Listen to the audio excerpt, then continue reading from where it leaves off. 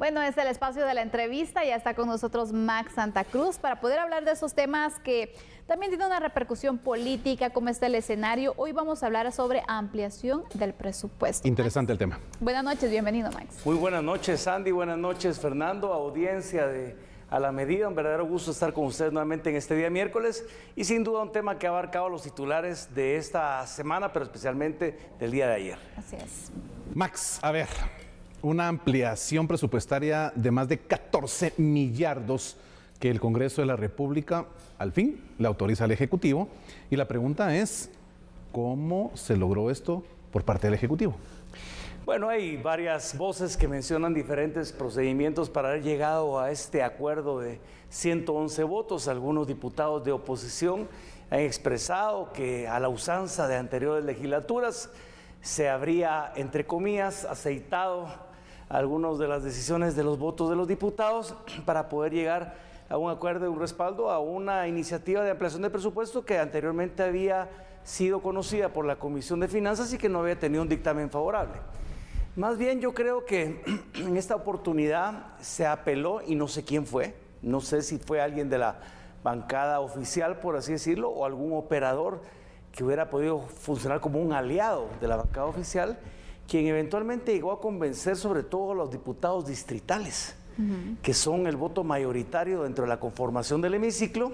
Hay que recordar que por lo menos de los 160 diputados, 32 son del Estado Nacional, los cuales no responden a un distrito específico, sino que entran a partir de la votación dada a su candidato presidencial, pero el resto de candidatos o el resto de diputados sí responden a un distrito.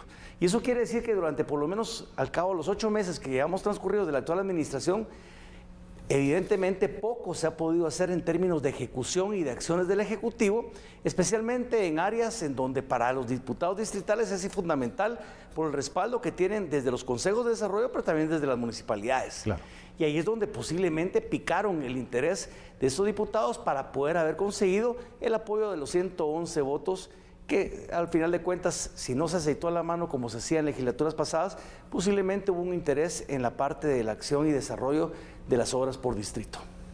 Max, yo la verdad que quedé sorprendida porque hemos visto cómo el Ejecutivo ha presentado diversas iniciativas, estados de calamidad que no los han aprobado, y de repente se aprueba la ampliación presupuestaria, que de hecho creímos, me incluyo en este sentido, que no se iba a lograr una ampliación presupuestaria por cómo estaba la situación en el Congreso.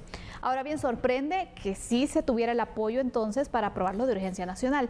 Esto abre las puertas para que el Ejecutivo pueda presentar otros proyectos que sean aprobados como un nuevo estado de calamidad o incluso reformas a la ley orgánica del Ministerio Público. ¿Cómo podemos analizarlo? Sandy, yo no sería tan optimista en esa perspectiva del análisis. Yo más bien creo que esto va a ser batalla por batalla lo que vamos a ver.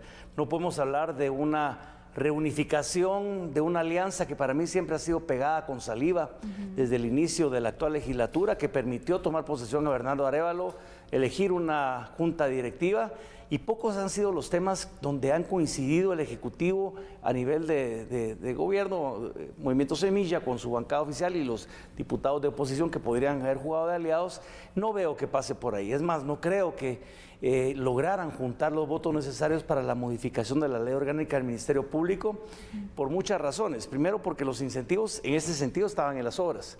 En términos del Ministerio Público, podrían haber todavía temores sobre la acción del Ministerio Público en contra de algunos de estos diputados, o sencillamente no les interesa porque consideran algunos de ellos que es un buen balance el que se podría mantener desde su óptica, desde el Ministerio Público con el Ejecutivo y el gobierno del Movimiento Semilla. Hay que decir que incluso el hecho de las obras no es una mala idea, porque el país necesita avanzar hacia las necesidades que se tienen distritalmente.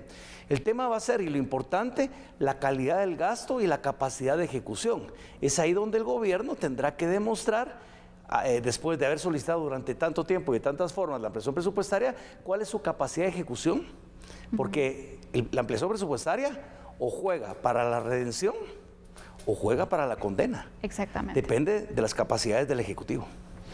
Bueno, esa figura literaria que utiliza Max para explicar esta unión entre Ejecutivo y esa cantidad de diputados me parece muy interesante. Ahora, realmente, ¿cómo podemos pensar en que logre el Ejecutivo sostener esta relación que, pues, para muchos es interesante, que se da con esta cantidad de más de 100 diputados, y pensar que pueda existir realmente alguna intencionalidad de continuar con ella para próximas, pues, circunstancias que le interesen al Ejecutivo? Bueno, es un ejercicio de gobernabilidad el que el Ejecutivo está jugando. De pronto también es el primer ejercicio de gobernabilidad en donde empiezan a jugar el realpolitik, en el buen sentido de la palabra. Vivieron durante 8 meses pensando que las dinámicas dentro del Congreso y el qué hacer de la política iban a ser distintas, casi que por invocación divina, y eso no pasa en Guatemala, y menos donde se ha acostumbrado tanto tiempo a que los incentivos a veces han sido perversos. No quiero decir que el Ejecutivo haya entrado dentro del sistema de la perversión, ni mucho menos, pero sí ha aprendido que si no hace gestión con bancadas que son opositoras o algunos que pueden servir de bisagra para servir de aliados, va a ser muy difícil la administración del presidente Arévalo. De hecho, consideraría yo que de esta oportunidad podría sentar las bases del resto de su mandato en algunas de las batallas importantes donde habrá que empezar a ver qué temas son de interés en común dentro de estas bancadas bisagra y que pueden jugar de aliados por diferentes temas y cuáles no.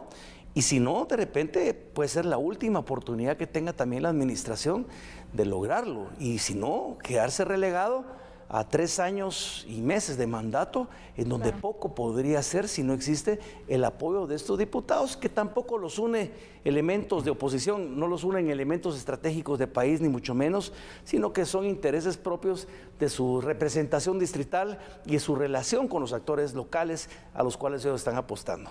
Recordemos, como digo, 111 diputados votaron a favor, 32 son del listado nacional, quiere decir que la mayoría de votos que no votó a partir de los 160 deben ser listado nacional. Y hay que decir algo también, la fragmentación de algunas bancadas con relación a este tema. Este es algo que no había pasado, pero vimos diputados del partido Vamos, del bloque Vamos, votando por esta ampliación presupuestaria.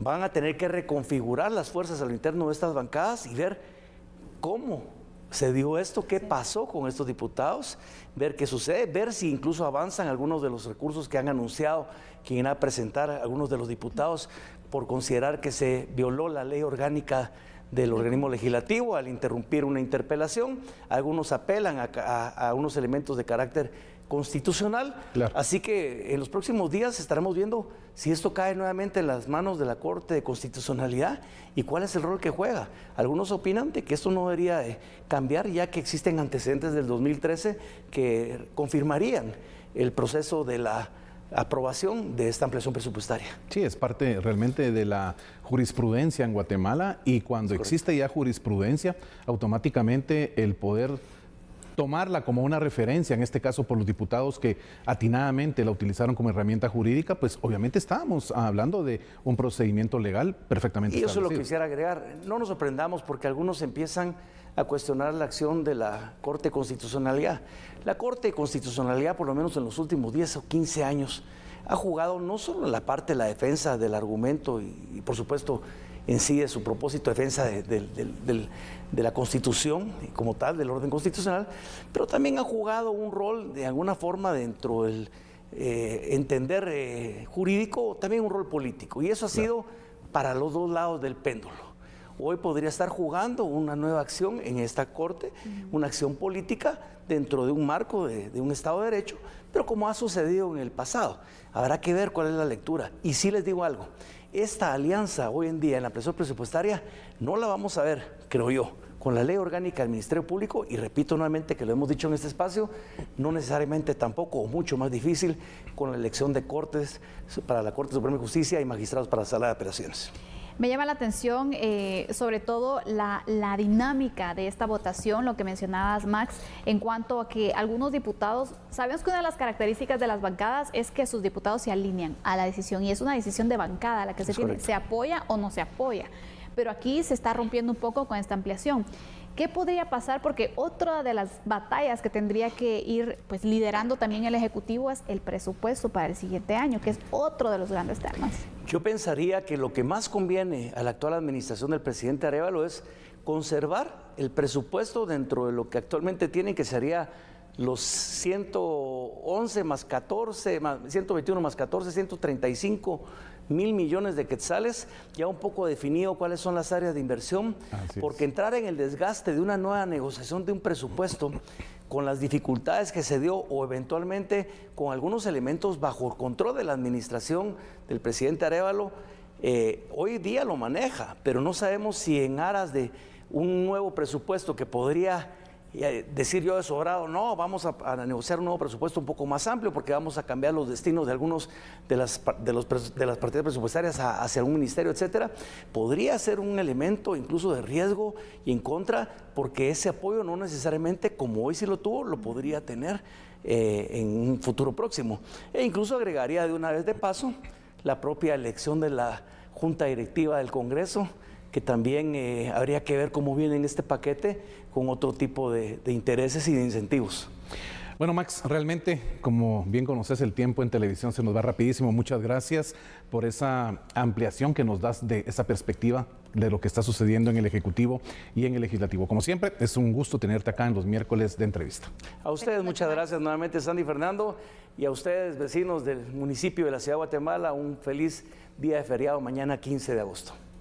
Bueno, con esto nosotros cerramos también la parte de análisis con estos dos temas que hemos abordado en la entrevista y por supuesto también el análisis con Fernando Pereira. Despido a Fernando también. Buen descanso, Fernando. Mañana pues no hay a la medida, pero estaremos retomándolo el jueves. Claro que sí, Sandy, que la pases también muy bien. Y por supuesto, amigo y amiga televidente, gracias por su preferencia de siempre.